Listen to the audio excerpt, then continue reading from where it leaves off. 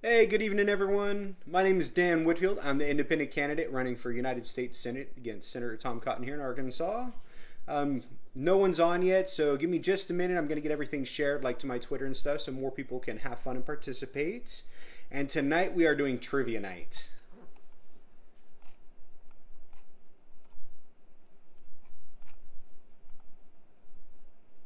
All right, let me hop on here. The independent candidate. Mute. All right. Hey, Steph, how's it going? All right. So I've got all sorts of fun questions for us. Our topic tonight is going to be politics, and then towards the end, I have a few questions that have to do with like my policy and things like that. And next week, we're going to do something a little more lighthearted. Maybe we'll do like Game of Thrones trivia or Harry Potter trivia or something fun like that. And we're going to start doing this every Wednesday night just so we can kind of get away from everything else that's going on and have a little bit of fun. Because, you know, it is really troubling everything we're going through. And hopefully we can find some, you know, some good in other ways. So let's see here. More people are starting to file on. So as it starts to fill up, I'll go over the rules. We do have prizes to give out tonight, and we're just going to have some fun and make fun of it. Hey, Jason, how's it going? Oh, absolutely. We're going to get Cottonmouth out here in November. And I guess at the end, even though it is trivia, I'll give an update because I did have some exciting news from today that I would like to share with y'all. All right, so I've got my music ready. Got everything ready. Let me get this shared over to Twitter real quick.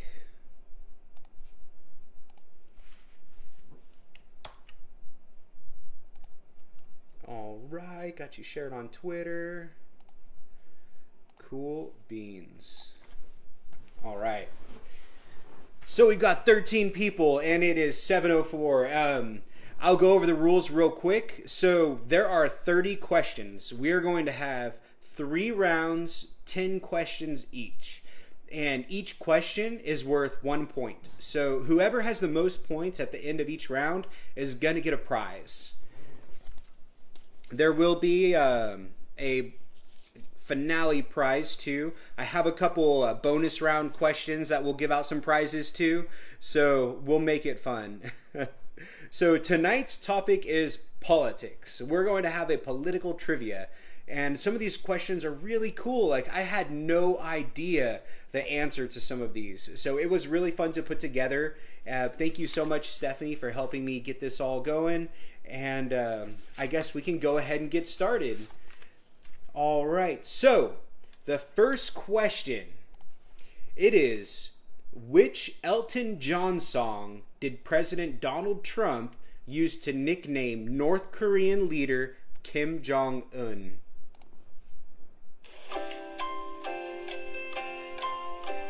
All right, and the first person with an answer will get a point. Rocket Man. Oh, Brandon. That was fast. Very nice. All right, so Mr. Brandon's got 1 point already. All right, so next question. All right, so this one is a little bit harder. It's more historical. Let's see how many people are familiar with our 16th president. So at the time of his assassination, what play was Abraham Lincoln attending? So what play was Abraham Lincoln watching when he was assassinated?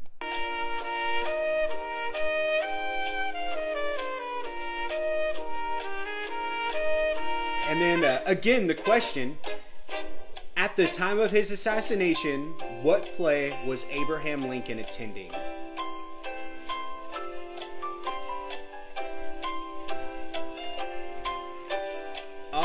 All right, Janie's got it. It was Our American Cousin. So we lost an amazing president when we lost Abraham Lincoln. You know, he was the one who put forward the Emancipation Proclamation, And even though he was kind of indifferent towards slavery, he didn't really want to end slavery because it was an immoral thing. It was more of a business aspect for him. But he was the key factor in, getting the Emancipation Proclamation put through and ending slavery. So thank you, Abraham Lincoln. All right. So we've got 1 point for Brandon and 1 point for Jenny for round one. All right. We have our third question. Our third question is, where was Richard Nixon when he delivered his infamous "I am not a crook" speech? I am not a crook. All right. That should be a good one. I didn't even know the answer to this.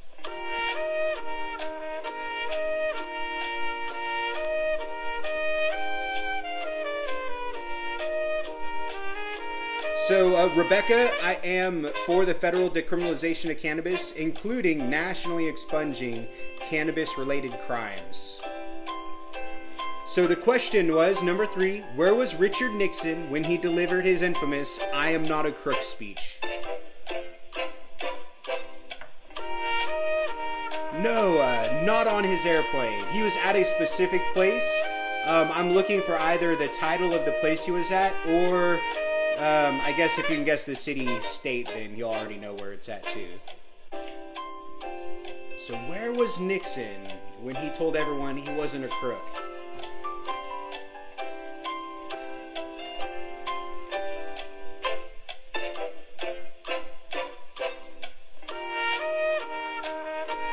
Nobody? Oh, that's a stumper. All right.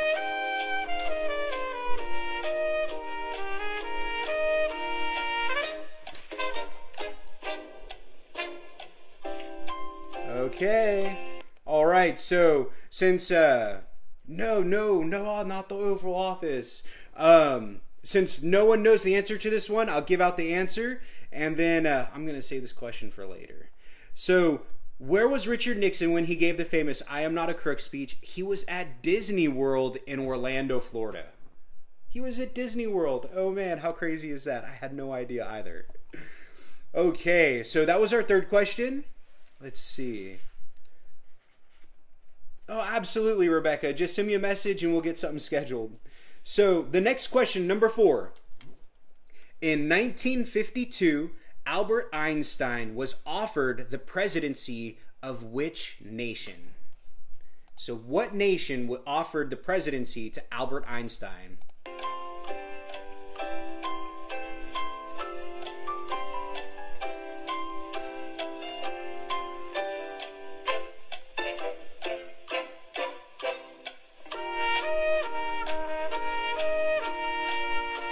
Anybody? Come on. We've got Google. Google's got to have the answer. I made sure some of the questions were a little bit harder to search on Google too. So the question again was, in 1952, Albert Einstein was offered the presidency of which country? Nope, it wasn't Austria or Germany.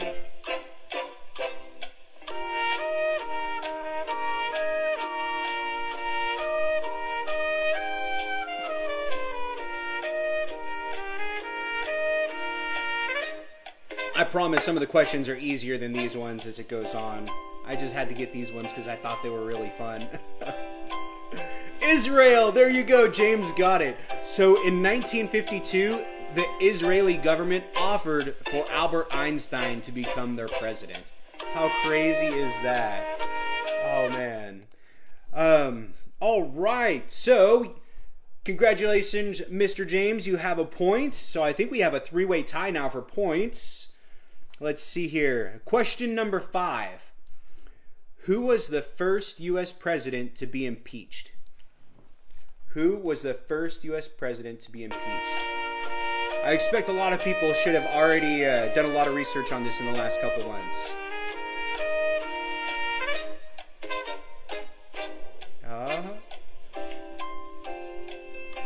First president to be impeached? Not Polk. Kerry Johnson. There we go. And can you guess what year it was?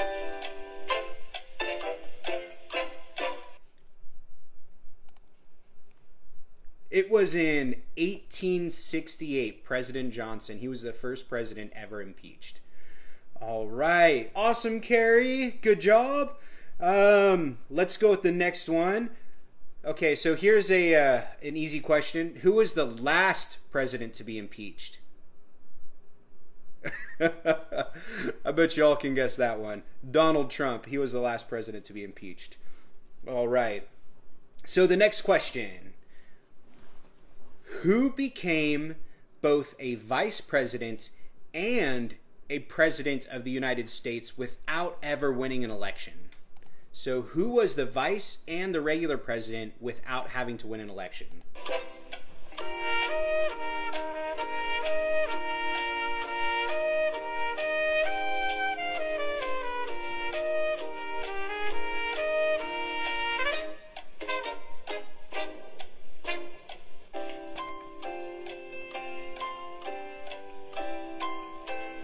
Yes, it was Gerald Ford.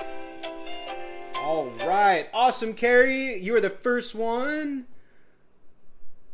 So yeah, Gerald Ford, he was the only president who was never actually voted into office. And he also served as a vice president.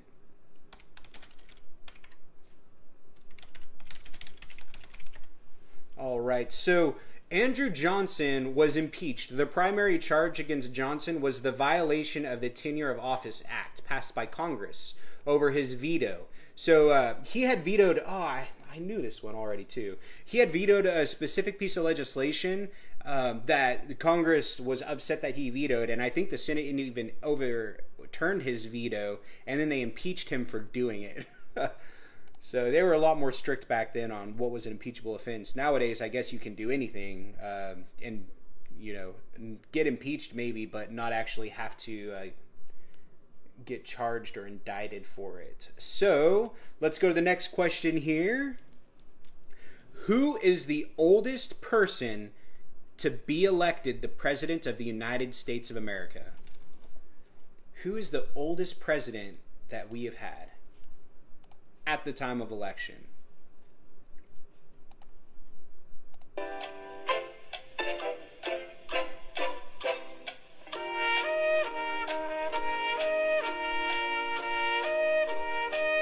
Reagan? Not Reagan. A lot of Reagan guesses, but not Ronald Reagan.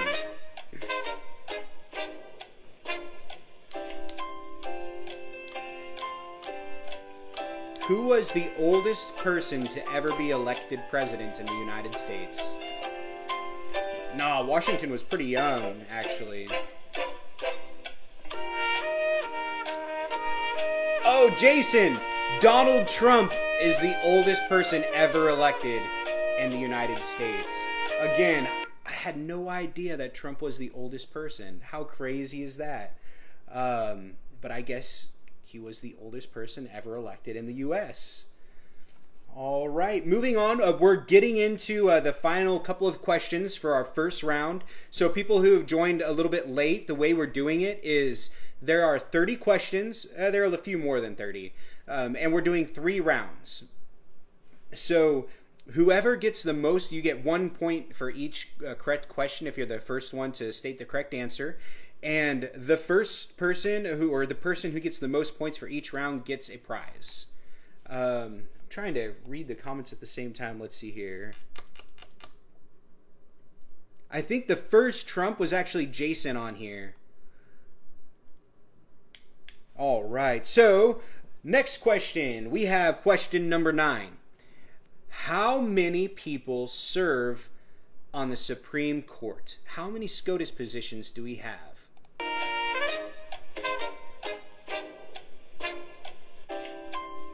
How many members are on the Supreme Court?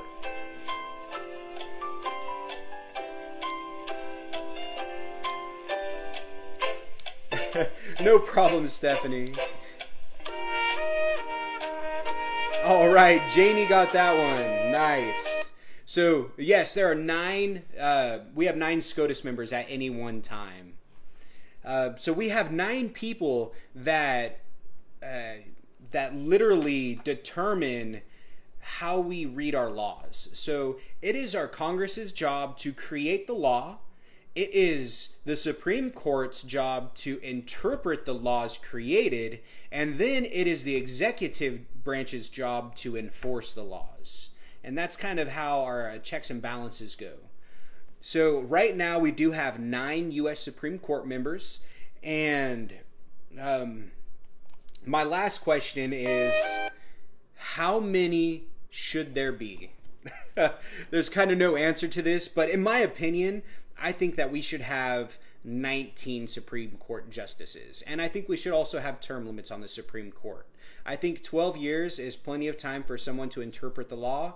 And I think by having 19 people, it'll be a little bit harder for special interests to help nominees get elected to control the Supreme Court. Because that's one of the issues we're facing right now. We're having several Supreme Court members that are being funded by billionaires, and those billionaires are going to be able to get not only do they already influence our legislative branch and get the laws they want passed, now they can influence our Supreme Court to get the laws that they got passed interpreted in the ways that they want them interpreted. So I think, 13, that would be a pretty good number too. Actually, I think 13 would be a great number. 6 and 7, that's pretty good. 19, it could be too many. I'm a big fan of there's never too many. If I had it my way, I think that we should have more legislators. We shouldn't have 535 Congress members. I think we should have closer to maybe 5,000 Congress members. Now that we're at the digital age where we can have multiple people joining meetings like we are right now, live streaming, Zooming, and things like that, I think one day we'll get there. So that's 10 questions right there. I do have extra questions. I'll let you keep track, Stephanie, on how many people have how many points. I think Janie might have the most. I'm not sure. I wasn't keeping track. But we'll let you know at the end who has the most points. So for round 1, the prize is a replace Tom Cotton bumper sticker. So I'll get this sent out to you tomorrow. I have 27 letters, signature collection sheets that I'll be mailing out tomorrow, and I'll get those all sent out. So congratulations, and we have more questions. Those were the most historical questions, and it gets a little more fun as we continue. All right, so moving on. All right, question number 11. The Electoral College in the United States is made up of how many electors? How many electors are in our Electoral College?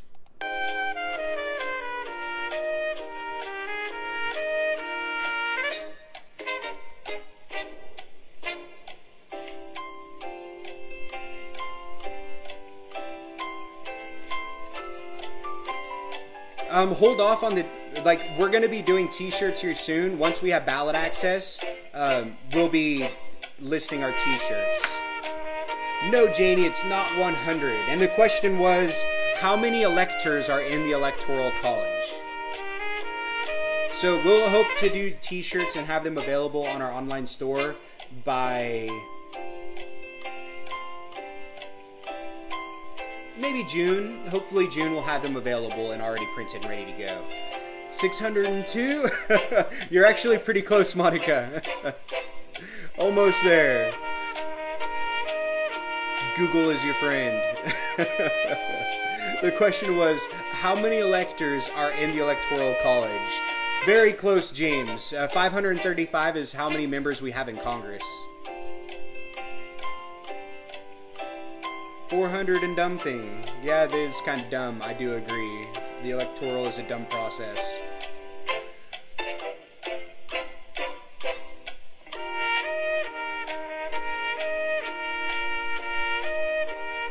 All right. I'm going to have to call this one here. We'll give it 5 more seconds. All right. So, we have 538 electors in our Electoral College. So when you go out and you are voting for the President of the United States of America, your voice isn't being heard. We can vote all we want as American citizens, but realistically, we do not determine the president. The president is chosen by the electors in the Electoral College. These are very wealthy, very educated, very powerful and prominent people, and they're the ones who chooses who will represent us. That's why in 2016, when Hillary Clinton got 3 million more votes, Donald Trump still became the president because the electors chose him as our president. So there are 538 electors. Now, bonus question, how many electors should there be? 0. There should be 0 electors. We need to abolish the Electoral College. That is a very important piece of policy that I support, and I think that our president should be chosen by the people. The electors were put into place because the founding fathers were worried that people were too stupid to know what's best for them. And back in 1776, people probably were too stupid to know what was best for them. I believe with the freedom of information and the technology we have now, we are smart enough to be able to vote for a president. All right, so next question. We have, all right, here's, man, I'm almost to the fun ones. Who is next in line to secede the president and the vice president if something happens? So if something happens to the president and the vice president, who is next in line to take over?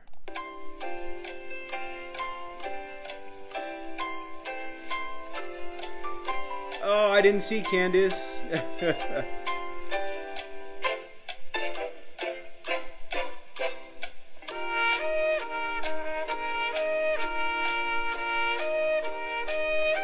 Yes, Brandon, Speaker Pelosi. So if the president and the vice president are both incapacitated, the Speaker of the House is the person who takes over as Commander-in-Chief. All right, number 14. We are moving right along. So we're almost halfway there. Number 14. Who is the only U.S. president to serve more than 2 terms? Who is the U.S. president that served more than 2 terms and is the reason that we have term limits?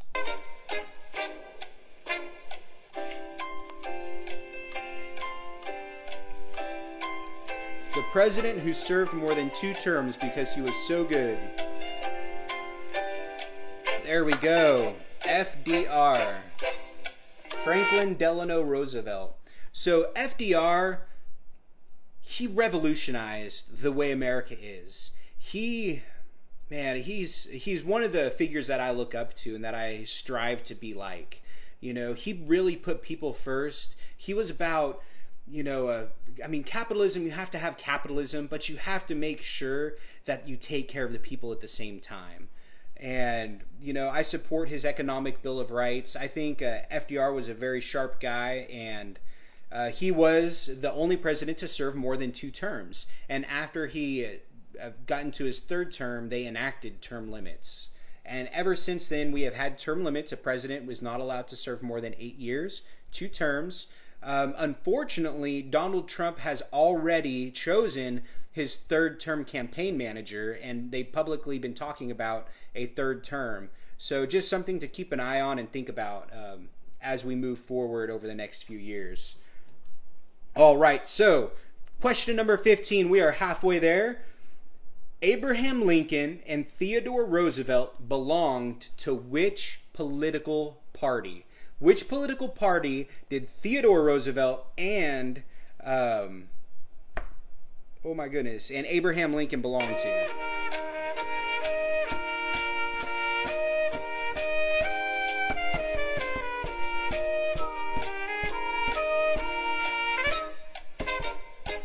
Which political party? There you go. All right, Carrie. So, the Republican Party.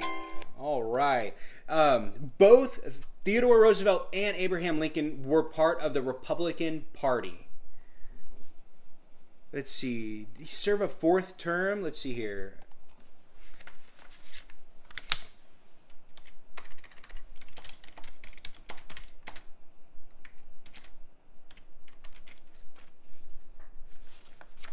He did serve a 4th term. Yeah, so he served for 12 years, and then they enacted the the term limits. Let's see. And the amendment to add term limits was passed in 1947, which was 2 years after.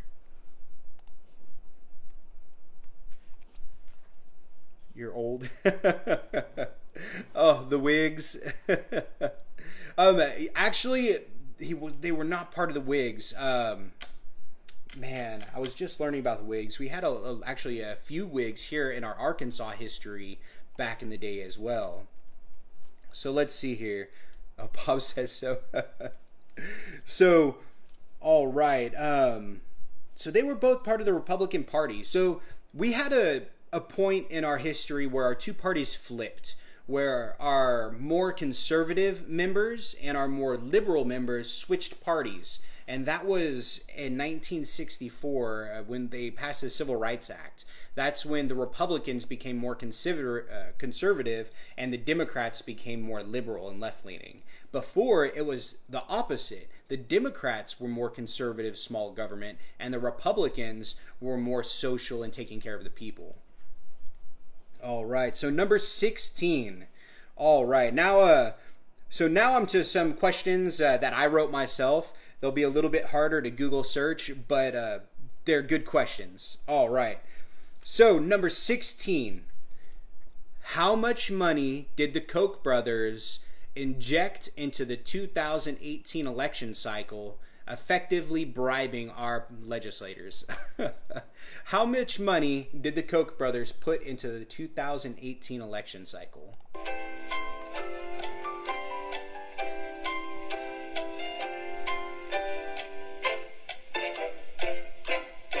Too much, absolutely, way too much. I talk about it often though. So how much money did they put into the election cycle in 2018? More, Janie.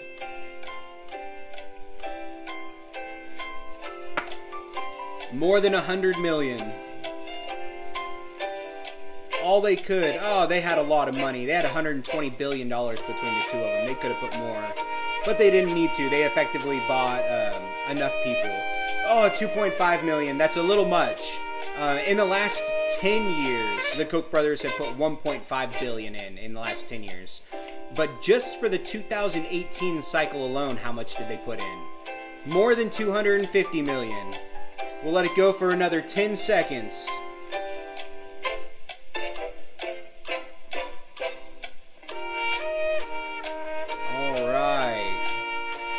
Less than 800. So in 2018, the Koch brothers put $400 million into candidates' pockets. $400 million for one election cycle. When it used to be 91 back in 2018, at that time, 91% of the candidates that had more campaign funds got elected. 91% of the time, if you had more money, you got into office. And the Koch brothers put $400 million into one election. How crazy is that? All right, moving on. So number 17. Here is another question. How many children go to sleep with a hungry stomach every single night in Arkansas? How many children in Arkansas are living in poverty and go to sleep with a hungry stomach? What percentage? The percent of children that go to bed with a hungry stomach in Arkansas, and it should be 0. In the history of the wealthiest nation in the planet, it should be 0. When one person can have $62,000 million. There you go, Janie. Janie's right at 1 in 4. 25% of the children in Arkansas go to bed with a hungry stomach. How crazy is that? That number should be 0. There's no excuse for it. No child should ever go hungry. And that's why we need to make sure that every single child has free breakfast and lunch at school. Absolutely 100%. All right. And these are facts. It's really sad, but these are the numbers. And these are things we need to be thinking about and we need to be talking about. So 25%, 1 in 4 children go to bed with a hungry stomach in Arkansas. All right. Here are some easier questions that Google is much more friendly to. So, next question, number 18. What is the average household income in Arkansas? What is the average household income in Arkansas?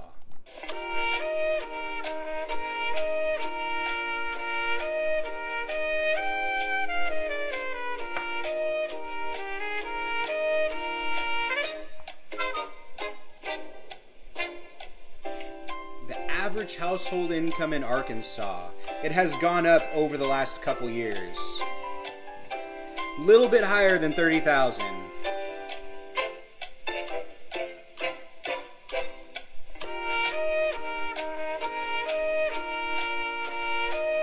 What is the highest, or not the highest, what is the average household income in Arkansas? It is not 30,000, it's a little bit higher than that. More than 37, more than 38. That's pretty low, though. It would be really sad. We are one of the poorest states, but we're not quite that poor.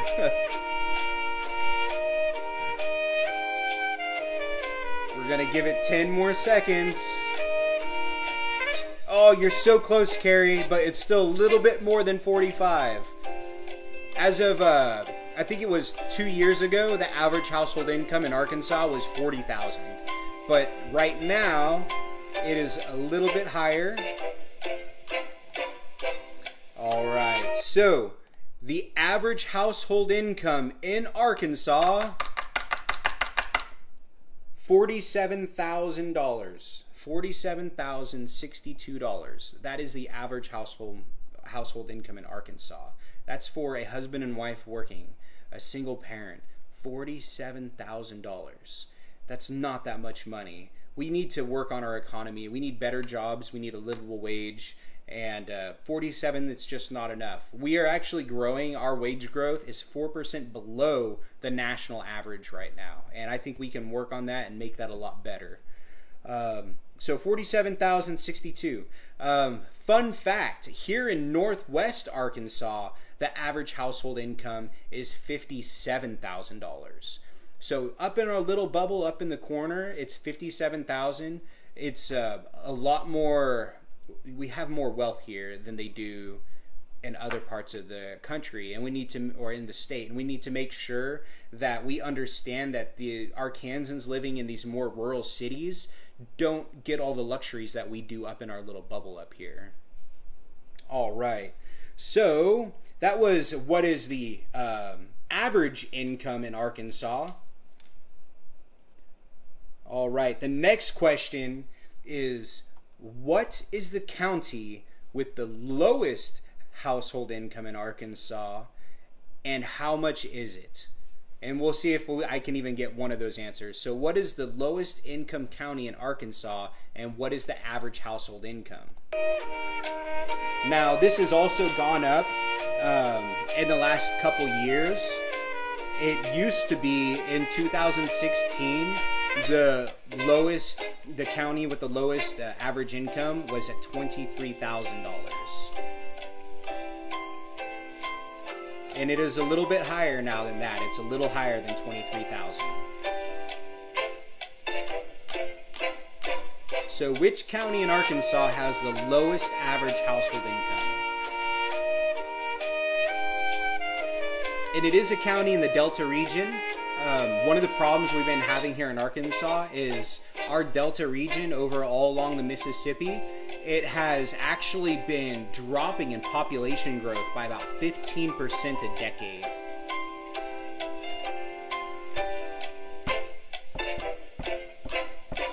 Man, now I'm going to have to go watch Jeopardy after I finish this.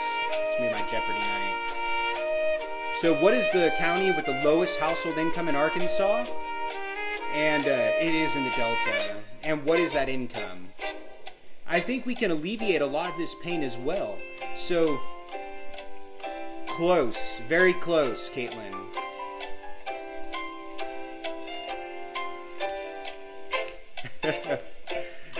I think what we can do to help our Delta region the most right now is there's so much fertile land. I mean, there's so much fertile land in the Delta. And the property is really cheap out there because the population's dropping. Not Desha, not Baxter. Alright, I'll give it 10 more seconds. Wichita, not Wichita. But I wish I lived in the Wichita Mountains. I'd be diamond mining all the time. Or not diamond mining, crystal mining. Diamond mining's down more on Murfreesboro. Alright, so as of right now, the county with the lowest household income in Arkansas, it is Lincoln County. And the average household income in Lincoln County is $27,000 per year. So $27,000 per year is the average income in Lincoln County. Some things I would like to see us do over in the Delta region, with all of that fertile land, Arkansas, we used to be the #1 hemp producer, or the #3 hemp producer in the country. And, Wahata. So we used to be the #3 hemp producer in America here in Arkansas back before it was deemed illegal. Now that we passed the 2017 Ag Bill, it's legal again. And not only is hemp legal, since it's federally legal, we can export it over state lines. Do you not know how to pronounce? Man, I've heard it pronounced so many different ways. I already know El Dorado is El Dorado, not El Dorado. I mean, it's the Wichita Mountains. At least that's what my professor, my Arkansas history professor, pronounces it as, the Wichita Mountains. So I would assume he is correct, but I'm sure the Washita. Okay. So the Washita Mountains.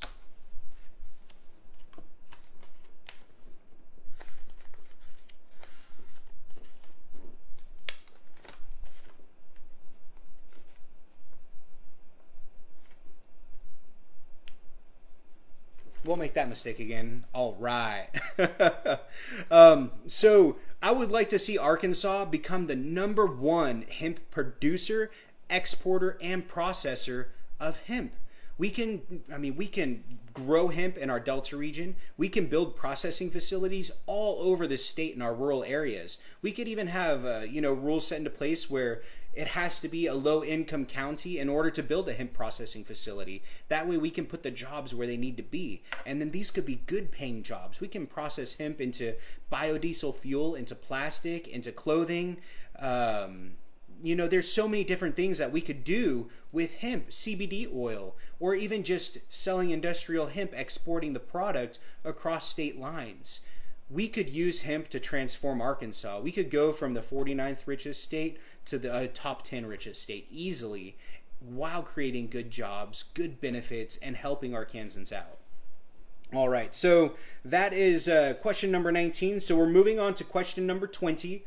20. So this is, I think this is pretty much going to be, let's see, the last one for the next prize. So the next winner, I know Stephanie is keeping tally of who is getting the most points with the correct answers. So after the live stream, I'll go through and I'll message the winners and I'll see which bumper stickers you want. But for the first 2 rounds, you get a bumper sticker. So and I think they're all backwards right now. My camera is reversed because I plugged my microphone into my gimbal. But I've got different bumper stickers here. And haha, that one goes that way. And then I'll make sure I reach out and you get to choose what bumper sticker you want. All right. So question number 20. And these are going to be some more general questions for the entire country, not just Arkansas based. And these are very important questions. These are questions that have to do with my platform. So question number 20. What % of Americans file bankruptcy for medical debt? How many Americans have their lives ruined every single year by medical debt? What %?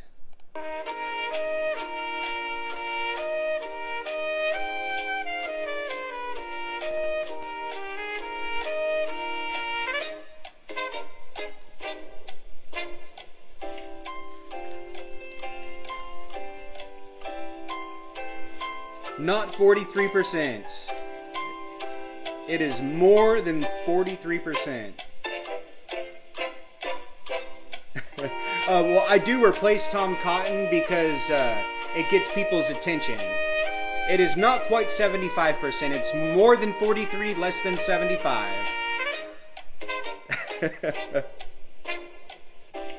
What about this one? Would you have Tom Cotton's name on your car like that? Tom Cotton, bad for America? You gotta make sure that Tom Cotton, like super hardcore extremists, are looking at your bumper sticker to read it too. Alright. So it's more than 60, less than 75. How many Americans file bankruptcy for medical debt each year? What percentage of Americans that file bankruptcy file for medical debt? We'll do 10 more seconds on this question and then we'll move on.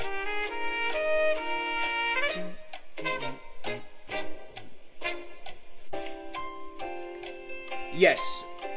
So of the Americans that file bankruptcy each year, what percentage of that is for medical debt?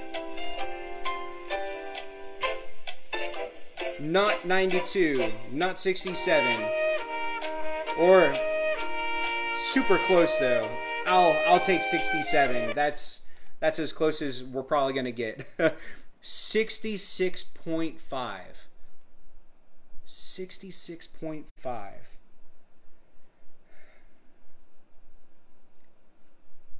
500,000 Americans every single year lose everything because medical debt, because they got sick. The worst part about that is 70% of the Americans that file bankruptcy for medical debt have medical insurance. They're doing everything right. They're going to work, they're paying their premiums, they're paying their copays, they're doing everything right. And 70% of the people that lose everything for medical debt, for filing bankruptcy because of it, have medical insurance. We have to do something about it. We know what the #1 cause of bankruptcy is in America. We know the problem. We need a solution.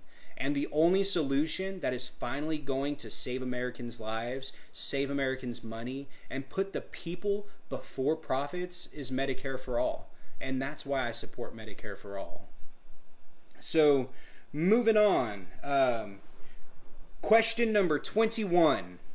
So, question number 21. How many people are incarcerated in America? How many people in America are incarcerated, in jail or prison?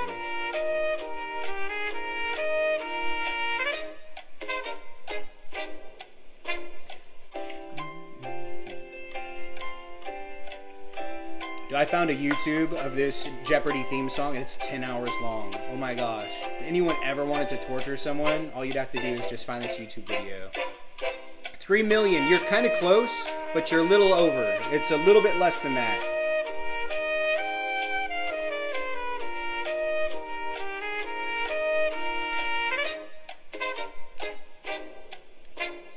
All right, how many people are incarcerated in America? Let's just throw out some numbers. I know people are also probably trying to Google the answers too. That's okay. The question, the thing about this, it's not how you get the answer. It's what the answer is. There you go, and bringing attention to it. All right, Candace. Candace hit it right on the nail. 2.3 million Americans are incarcerated. Here in America, we have more people incarcerated than any other country in the entire world. We have more people incarcerated than China. China has less people incarcerated than us. The population of China is 1.4 billion people. 1.4 billion people in China. America, we have about 330 million. So they have about, I guess, about 4, almost 5 times as many people as we have, and we have more people incarcerated than China does.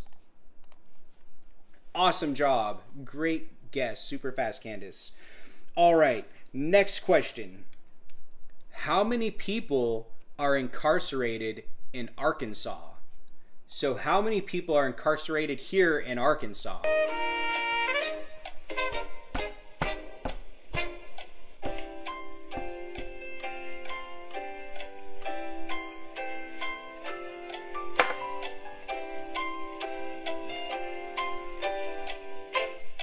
How many people are incarcerated here at our home in Arkansas?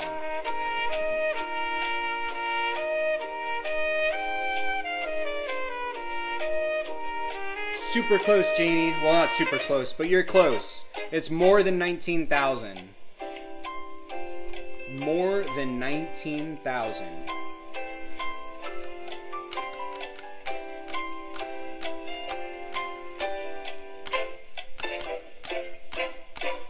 Less than 100. I'll give you a hint. Oh, you're getting closer, Janie. It's still more than 22. Less than 125. You're going in the right increments, Janie. The right increments.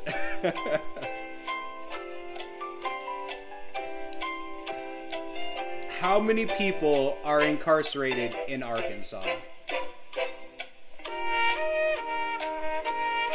We'll go for about 10 more seconds and then we'll call this question.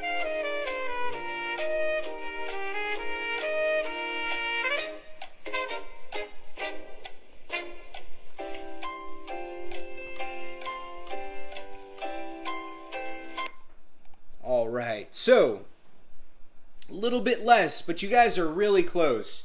So we have 26,000 people. There you go, Janie. Janie said it before I said it, so you get a point for that one still, Janie. 26,000 people here in Arkansas are incarcerated. 26,000. Now that kind of leads, let's see. No, it doesn't lead. I skipped that question a couple questions away. So, number 23. Which state has the highest number of Americans in prison per capita? Which state has the most people in prison per capita? And if you can, what is that number? What is the per capita number? But I'll take just what state. Which of the 50 states has the most people in prison per capita?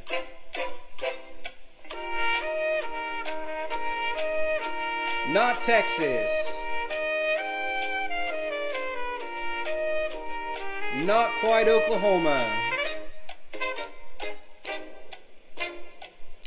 Not California. You'd think California because they have a giant population. They have more people in prison total, but they don't have the most per capita. And the state that has the most per capita, it's number one by a long shot. Y'all are so close, but so far. We only have like 30 more states. We got this. So which state has the most people incarcerated per capita in America? Nope, not Ohio, not Illinois. Arkansas! Janie, there you go. Congratulations, Janie. That's 2 in a row for you. Arkansas has the most people incarcerated per capita. By a long shot. Here in Arkansas, it is 900 people out of every 100,000 people are incarcerated per capita. 900 for every 100,000. The average in the whole country, I think, is like 640 people incarcerated per 100,000. So we are way up there. And, you know, this falls in line a lot with, I guess I'll move on to those here shortly. We actually just authorized LaSalle to build a new private prison, and taxpayers, you and me, we're paying for that prison. That new prison is going to cost $169 million. And that $169 million is to house 500 people. 500 people for $169 million. We could just straight, I mean, part of my policy is nationally expunging cannabis-related crimes. If we expunged cannabis-related crimes here in Arkansas, right there immediately, we just saved $169 million. And we saved lives. So it's crazy. Something we need to keep an eye on. All right, next question. Number 25. We are in the home stretch. There's only 5 questions left to go. All right, number 25. How many Arkansans were arrested for cannabis-related charges in Fayetteville, Arkansas in 2018? So how many Arkansans were arrested for cannabis-related crimes in Fayetteville, one city, in 2018?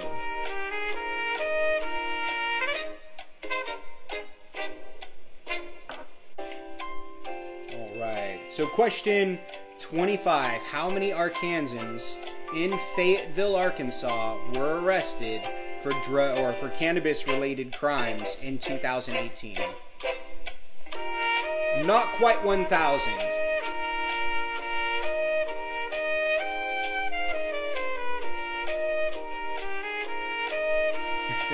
Yes, if you get the last couple right, you can still win a prize.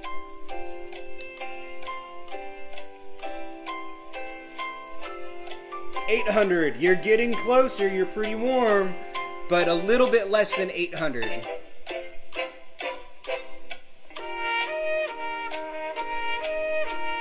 Give it another 10 seconds.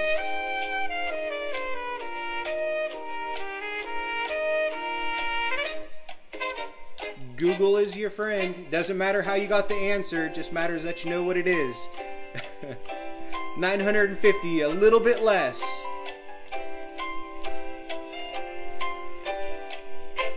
All right. Go ahead and save this one here. So, how many Arkansans were arrested in Fayetteville in 2018 for cannabis-related crimes? 688.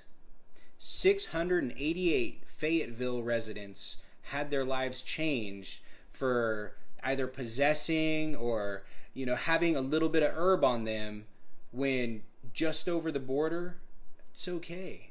You know, you go up to Colorado and you get pulled over for the same thing, you're not having your life ruined. You're not having a felony follow you. You're not having, you know, a misdemeanor that you have to declare when you apply for a new job. We need to expunge cannabis-related crimes. 688 Fayetteville residents had their lives changed because of something that's illegal here, but legal somewhere else in our country. All right. So, 26. And now, so that kind of covers why I support the federal decriminalization and nationally expunging cannabis-related charges, were those last couple questions. So, moving on, we got question number 26. What percent of the Earth's coral reefs have died? What percent of the Earth's coral reefs have died in the last 30 years?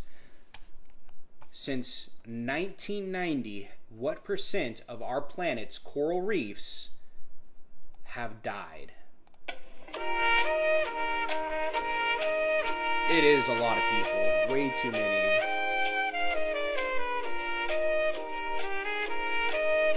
$75. Close.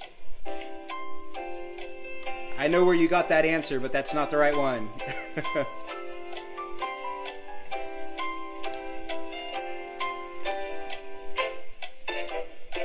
So what percent of the Earth's coral reefs have died within the last 30 years?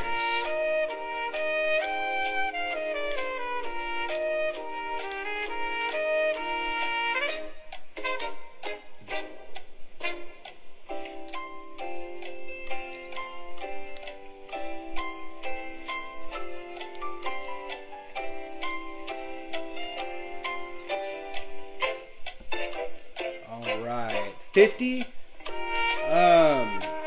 Yes! Janie got it. 50%. So in the last 30 years, 50% of all coral reefs on our planet have died. And we're not talking about bleached. We're talking died.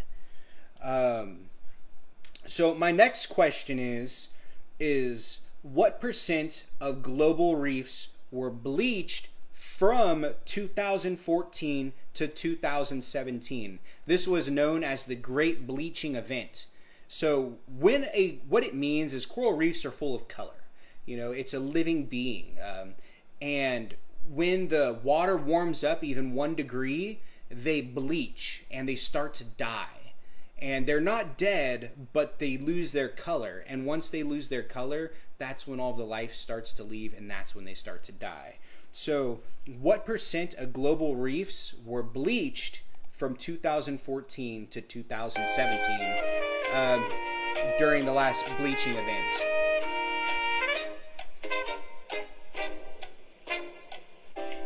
Let's see here. Did that one already go through? It's so hard because like different comments show up at different places. Awesome. So yes, 75% of coral reefs were bleached in 3 years during the second Great Bleaching Event. And the Great Barrier Reef lost, I think it was 90% of the Great Barrier Reef, the largest reef on the planet, was bleached during that time as well. And the reason that I had those two questions is they lead up into the next question. So the next question, number 28, we're almost there, we're almost done. Question 28, what percent of marine life live in the coral reefs? What percent of marine life live in the coral reefs? How much of our marine life lives in the coral reefs? And just so you know, coral reefs only account for 1% of our ocean. So coral reefs account for 1% of our ocean. What percent of life live in the coral reefs?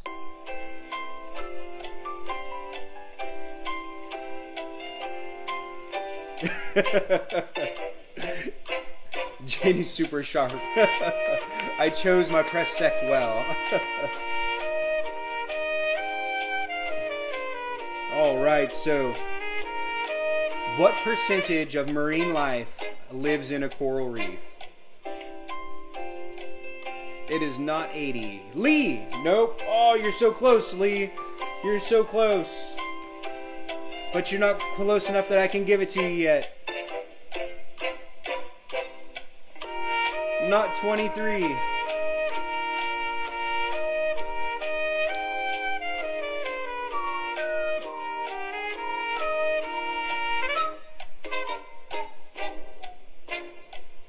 Oh, I don't even see Candace. I don't see a thing from her on there.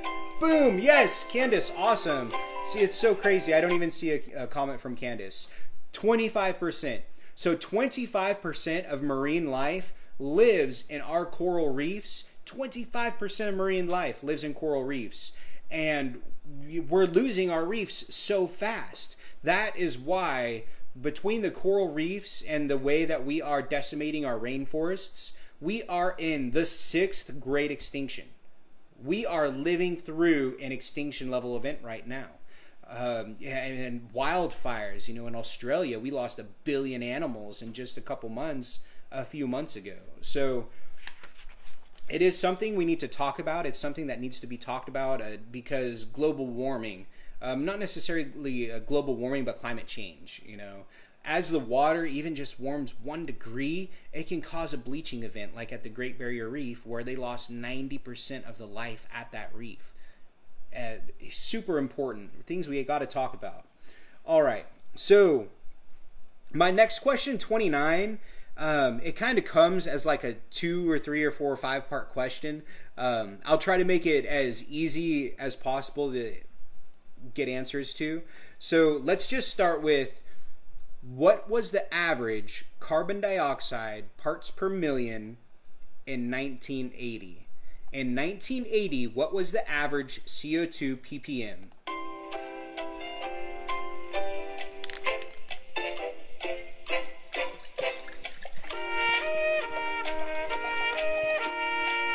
In 1980, what was the average CO2 parts per million?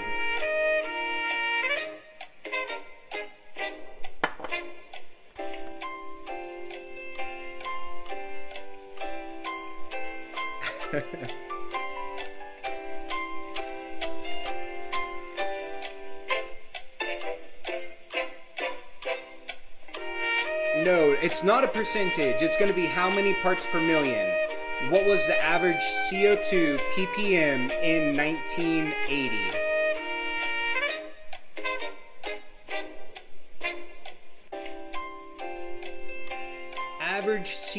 The average carbon dioxide CO2 ppm in 1980. I'll give it about 10 more seconds because this is I've got a point to make with this question.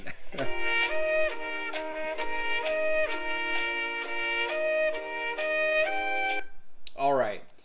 So, in 1980, the average CO2 parts per million was 340. 340 parts per million in 1980. 340. I'm going to keep track of that number and then I'll tell you why. So, in the year 2020, in the year 2020, right now, what is the average CO2 parts per million? And this is for a bonus point, okay? Bonus point. What is the average CO2 ppm right now? Average CO2 parts per million right now. Global average. Just one Google search away. It's a bonus point. Oh, not quite 600.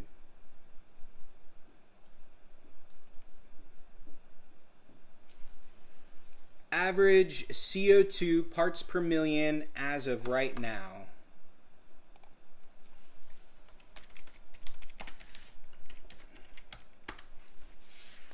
All you got to do is Google search it.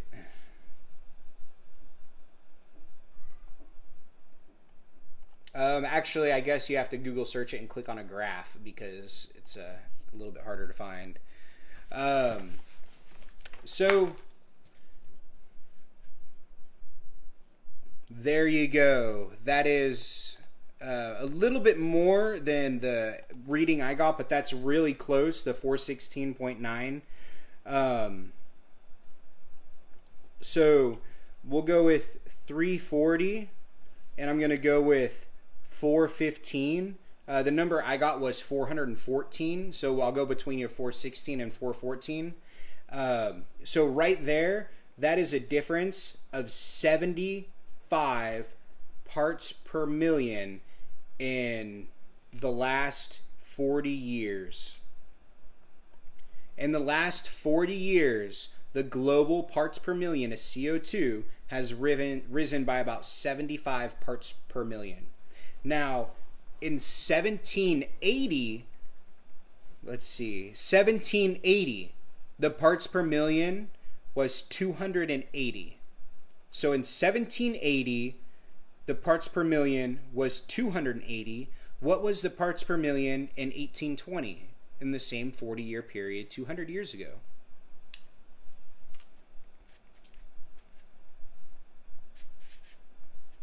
So in the last 40 years, our parts per million has risen 75 parts per million, but 200 years ago, from 1780 to 1820, it only rose 4 parts per million. 4. That's nearly 10 times faster. The CO2 has risen 10 times faster in the last 40 years than it did in the same period 200 years ago. You know, and it's really important. We have to understand that as the CO2 level rises, it goes faster and faster and faster. What people don't think about when they think about climate changing is look at the polar ice caps. So we have ice covering, I guess, about actually as much as my hands are covering on the planet. It covers the Arctic and the Antarctic, and it's white. Those are our white ice caps. Now, when the radiation and the sunlight hits those white ice caps, the white reflects it back out of the atmosphere. As the white caps shrink and get smaller and smaller and cover less surface area on our planet, that white reflective light now is going into a dark blue ocean, and that dark blue ocean doesn't reflect as much radiation and heat out. So the planet heats faster and faster and faster.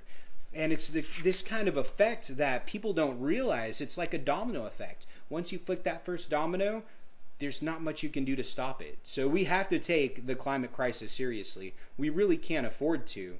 I mean, I would love for my daughter to be able to see a koala bear, or for her kids to be able to see a koala bear. Did you know koala bears are nearly extinct now? Nearly extinct, a koala bear. You know, our grandchildren might not even get to see a koala bear.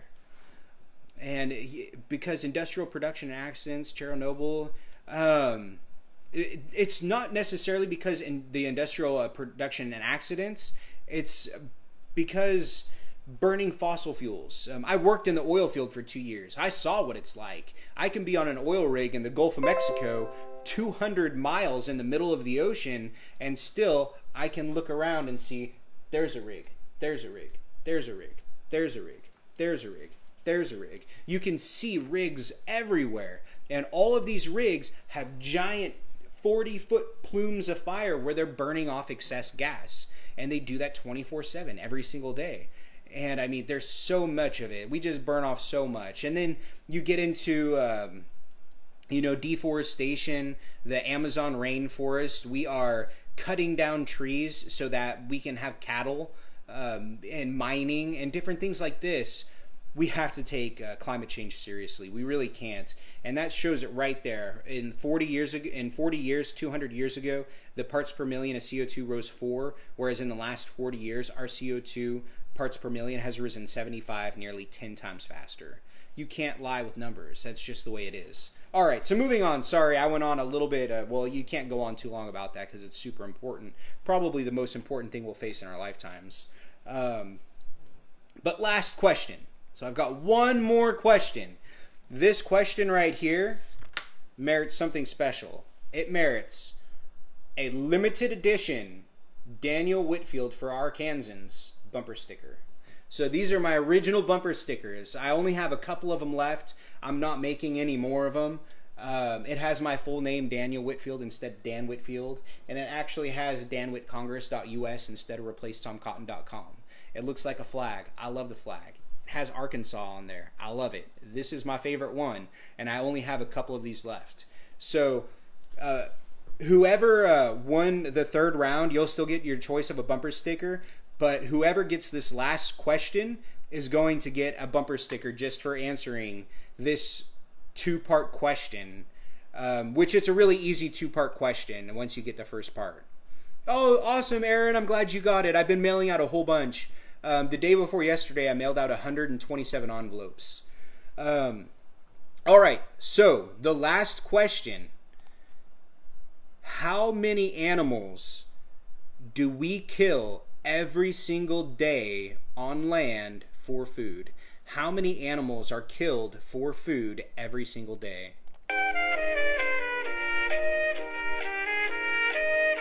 Very important question.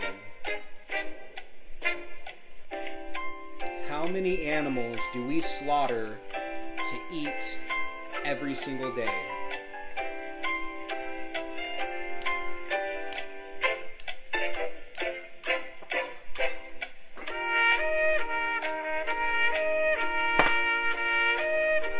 How many animals do we kill every day to eat? Since McDonald's became a corporation, the average American eats 76 pounds more food every single year. Since McDonald's, people eat 76 pounds of food more a year. More than 200 million. Yes, so you got it. Awesome. Let's see here. 200 million. Mom, I think you have one of those bumper stickers already. If you don't, I'll give you one. But I can see right here, Candace also answered it. So I'm going to make sure, Candace, you get this bumper sticker here. So 200 million. We kill 200 million animals every single day. Every single day, 200 million animals. So that's my next question. The final question I have is, how many animals do we kill every single year? How many animals do we kill a year to eat? Do we have to eat animals? No, we really don't. I mean, I've got steaks. I like burgers. My daughter loves chicken nuggets and corn dogs. We eat animals, but we don't have to. There's healthier ways. If you switch to a full, vegan diet and just eat meat every once in a while, you can be so healthy. Your chance for heart disease, diabetes, everything goes down. Right now, America, we're at a 64% obesity rate. 64% of Americans are obese because we eat too much food. Trillions. You're close. It's not quite trillions, though. Actually, I guess you're not close at all. But just take 200 million and multiply it by like 365 and you'll have the answer. It's a pretty easy one. So 72 billion. There you go, Candace. We kill 72 billion animals every single year. Excuse me. Just to eat. We eat 72 billion animals a year. And while we're like 60% obesity, while we're taking their meat and we're turning it into poison, I mean, animal meat really isn't that healthy anyways. But when you take it and you start putting it in companies like Tyson's hands and then they start putting chemicals into it and start giving us bad food, bad meat. I've been working at Domino's on the weekends as a side job for the last 5 years. One of our employees who had come through, she worked out as a quality control over at the Tyson facility in Springdale. Her job was to take the turkey. Excuse me. Her job was to stand on a production line as the turkeys are rolling by and to make sure that the turkeys didn't have mold on them. If there was a turkey and it was rotten on half of it, her job was to cut off the rotten part, throw that in the trash, and put the rest of it in a pile that goes into chicken nuggets.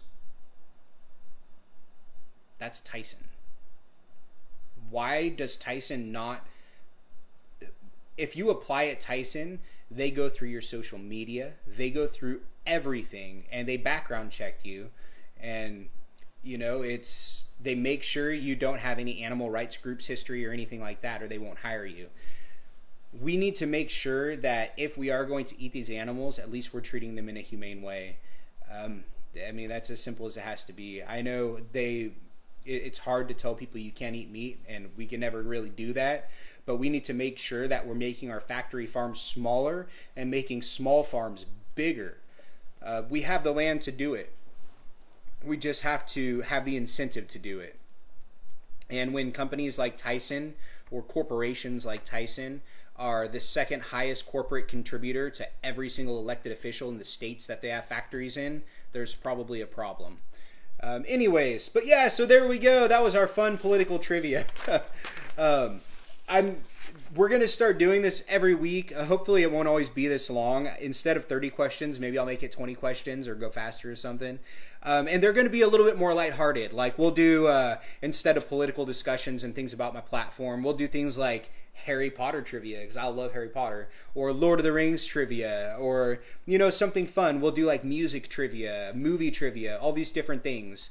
Just something so we can kind of lighten up the mood in the middle of the week while we're all stuck at home self-quarantined. But, thank you all so much for participating. Stephanie has been keeping... Oh, let's see here. Oh, I know, right? It's crazy.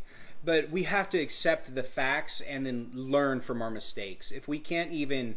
If we don't want to pay attention and just turn a blind eye, we're never going to make things better. There won't be change. So Stephanie and I will figure out who the winners are. The winners for the first 3 rounds are going to get to choose a bumper sticker. And then I think Candace was the one who won the limited edition bumper sticker. And what I'll do is anyone who participated tonight and threw out an answer, I'm going to mail you guys a refrigerator magnet tomorrow. So anyone who participated gets a refrigerator magnet. Awesome. And I'll get all those mailed out tomorrow with the rest of my signature collection sheets that I'm mailing out tomorrow. Thank you all so much for coming and listening to me talk for way too long and, helping me enjoy my night. I had a great time. Thank you all so much. I hate Jeopardy now because I'm going to have to go watch Jeopardy for the next 2 hours. But yeah, so I'll go watch Jeopardy now. Thank you all so much. You guys have a good night. Stay safe. And, may God bless you all, and may God bless America.